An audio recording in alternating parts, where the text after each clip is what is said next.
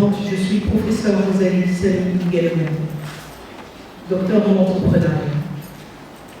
C'est avec un immense plaisir et une grande fierté que je vous accueille aujourd'hui à notre meet-up sur le thème naviguer dans l'écosystème entrepreneurial de l'idée à la réussite. En tant que professeure en entrepreneuriat et organisatrice de l'événement, je suis honorée de vous voir tous réunis pour explorer l'ensemble des défis et les opportunités qui jalonnent le chemin de l'entrepreneuriat. L'entrepreneuriat est bel et bien plus qu'une simple activité commerciale. C'est une mentalité, un état d'esprit qui incarne la créativité, la résilience et la détermination. Aujourd'hui, nous engageons dans un voyage de découverte, d'apprentissage et d'inspiration. Nous allons plonger dans... Sur le terrain. Avant de lancer grandeur nature, votre pensée, votre idée, vous avez une idée, déjà que nous parlions de l'idée à la réussite. Avant de produire suffisamment, il faut toujours faire le test sur le terrain. Est-ce que le produit ou le service est accrocheur? Est-ce que les clients reçoivent d'une manière positive le produit ou le service que nous sommes en train de proposer? Après cela, obtenez des retours d'informations des clients potentiels. C'est sur base de ces retours que je peux vous dire que pour le lancement, nous pouvons lancer en telle quantité ou nous pouvons cibler telle statistique bien définie. Il faut toujours attendre le retour des potentiels clients. Madame a bien dit ici, parce que nous parlons de l'idée à la réussite, ça fait très longtemps que nous avions partagé de cette idée ingénieuse de toilettes écologiques. Et spécialement, par exemple, je vous informais que dans l'industrie minière dans laquelle je travaille, ils ont un sérieux problème. Vous retrouvez que des toilettes et des fosses septiques à eau, comme tout le monde les connaît, dans une entreprise où il y a 6000 employés, peut-être qu'ils font 2 shifts. C'est un problème sérieux. C'est presque chaque semaine qu'il faut amener des camions vidangeurs qui doivent passer. Et je pense qu'avec cette idée, si vous la réussissez, si vous réussissez à approcher un seul minier, vous devenez millionnaire. Et ça, c'est évident. Donc, il faut toujours avoir du retour de ces clients. Donc, ça veut dire, moi, je vous conseillerais, si par exemple j'aurais des bonnes attitudes marketing, pourquoi ne pas aller oser? Il ne faut pas attendre que ces miniers viennent vers vous. Proposer le service, aller vers eux, installer des toilettes écologiques dans vos frais. Il faut toujours un entrepreneur, c'est quelqu'un qui ose trouver des partenaires si vous êtes seul jusqu'ici, parce que le partenariat est la force de l'entrepreneuriat. Essayez d'installer quelque part 1 ou 2 toilettes écologiques, voir les résultats. Et c'est ces résultats qui parlera mieux que vous. Vous ferez moins de marketing, vous dépenserez moins. Quand il y aura déjà une société minière qui va accrocher à l'idée, les autres vont suivre parce que c'est un problème réel. Tout le monde a ce problème réel d'abord. Dans sa propre maison, surtout dans des entreprises où il y a 5 000, 8 000, 10 000 employés. C'est un marché potentiel. Le président a promis de bien vouloir créer une classe de millionnaires. Voilà une millionnaire qui est là et je pense que dans les jours qui viennent, vous le serez véritablement. Est-ce qu'on peut applaudir pour cette idée ingénieuse de madame? On va avancer? Vous comprenez? Qui est la recherche qui répond. Comme on dit, la recherche, c'est l'étalage de la vérité et tout. Je te dirais, ne partez pas faire la recherche avec une émotion connotative. Comme on avait dit, vous parlez du phénomène Koulouna, mais je connais un Congolais qui travaille, qui mène la recherche sur le phénomène Koulouna.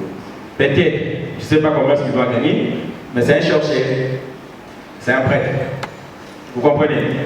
Mais pour un entrepreneur, on a encouragé la théorie de contourner, la théorie d'ouvrir, la théorie de briser, pas pour ignorer tout ce qui se passe à la société, soit à l'environnement. On n'a pas brisé l'éthique non plus. La question est, j'utilise la relation, je connais le chef, mais j'amène un travail potable, la relation humaine est hors de l'éthique. Mais la relation humaine est fondée sur le valet. Vous comprenez? C'est fondé sur le valet. j'ai une valeur que je donne aux EGR et les EGR détectent que non, cette personne peut être proche de moi et le EGR a une valeur qui, lui aussi à son tour, il me le redonne. Sans marcher sur la plate-bande de l'IGF ou la plate-bande de la loi. Si vous le faisiez frauduleusement, par exemple, votre projet n'est pas potable, mais ça passe seulement parce que vous connaissez les déchets, à ce niveau-là, j'encourage pas cela. Mais j'encourage l'opportunité. Pensez à les modéliser. Et comment ces projets ou cette opportunité-là est souhaitable, c'est qu'il y a des indicateurs sur le plan financier. Parce qu'un entrepreneur qui évolue juste avec l'idée et il n'a pas un plan financier aussi soutenu après son côté opérationnel, se verra de souffrir, comme l'a dit M. Albi Tegessi, d'un problème de trésorerie. Il faut voir votre projet, ok, votre valeur actuelle nette est positive, c'est très bien, donc il y a un rendement, mais comment vous allez commencer à gérer vos charges de manière soutenue, afin que la plus-value que vous aurez, je ne sais moi, de 10 à 20% comme marge brute sur ce que vous allez vendre, vous permettra de rester dans le temps. Alors la première des choses sur les opportunités des investissements, vous devez bien le détecter, c'est une bonne chose. Pas parce que les autres l'ont dit, parce que ça répond à un besoin. Et les rendements soutenus, c'est sur base des critères financiers existants que vous devez appliquer pour avancer. Merci beaucoup. Nous sommes dans ce qui était à l'époque l'ISC, l'Institut supérieur du commerce, qui est devenu la Haute École du commerce. C'est une véritable transition. Et donc cette école voudrait s'inscrire dans la capacité à produire des richesses et donc produire des créateurs de richesses. C'est comme ça qu'aujourd'hui, il se passait un véritable atelier sur la création et le développement d'un écosystème entrepreneurial. Et il faut féliciter les organisateurs et c'est pour ça que j'ai été invité comme un des animateurs. Ils doivent comprendre qu'ils doivent se mettre ensemble. Quand je parlais du brainstorming, c'est un procédé qui permet à ce que les jeunes apprennent à se faire confiance, à travailler en groupe pour créer des idées innovantes, des idées qui peuvent changer le quotidien de la vie congolaise. Au-delà de ça, il faut mettre en face sur ce que j'ai dit tout à l'heure, que l'entrepreneuriat n'est pas fait pour les faibles, il faut être très fort.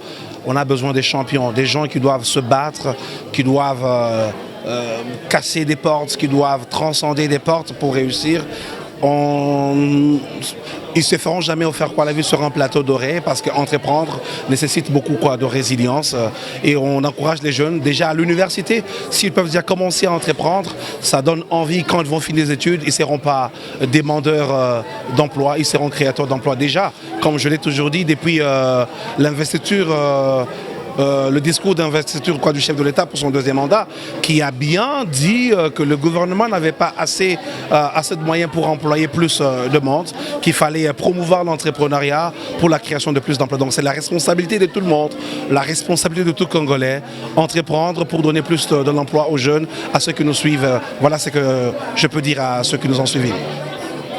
Je vous en prie. Le monde du numérique est comme le monde physique. Si aujourd'hui nous comptons le nombre des écoles physiques de l'université, il faut aussi imaginer déjà dans les jours à venir, nous aurons des écoles numériques, nous aurons des universités numériques, comme on a déjà parlé des bibliothèques numériques. Mais la chose que j'ai personnellement, j'aime pas en Afrique, c'est la colonisation technologique des Africains. Nous risquerons, si nous mettons à côté l'entrepreneuriat dans le secteur du numérique, nous risquerons d'être colonisé technologiquement afin de subir le numérique, certes le numérique colonisé.